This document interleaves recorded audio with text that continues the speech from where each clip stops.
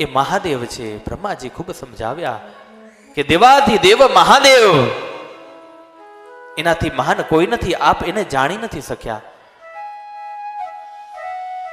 બહુ સમજાવે તો વળી ક્રોધ શાંત થઈ જાય. પણ એક દિવસ બન્યું એવું કે કોઈ સભાનું આયોજન હતું.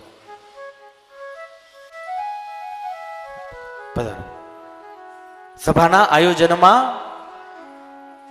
તો કે દક્ષ પ્રજાપતિ મુખ્ય અતિથિ. દક્ષ પ્રજાપતિએ દેવોની સભામાં પ્રવેશ કર્યો, કારણ કે એ પ્રજાપતિ છે. એટલે મનમાં અભિમાન કે હું બધાથી સર્વોપરી છું.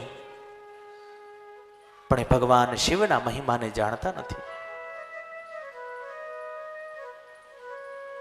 એટલે બધા દેવતાઓ ઊભા થઈ અને એમનું સન્માન કર્યું દક્ષ પ્રજાપતિનું.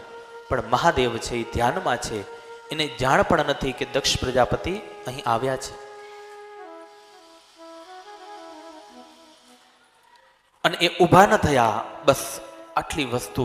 એક તો એમના પ્રત્યે વાંધો હતો. એમ જીવનમાં યાદ રાખજો,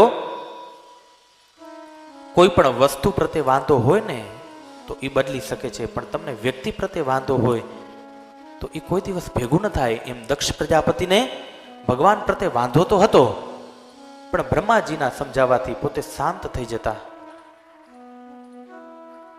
અને એમાં ભગવાનને કરવું છે કે આ ઘટના બની અને દક્ષ પ્રજાપતિનો આપો ખોઈ બેઠા. ક્રોધનો કોઈ પાર ન રહ્યો.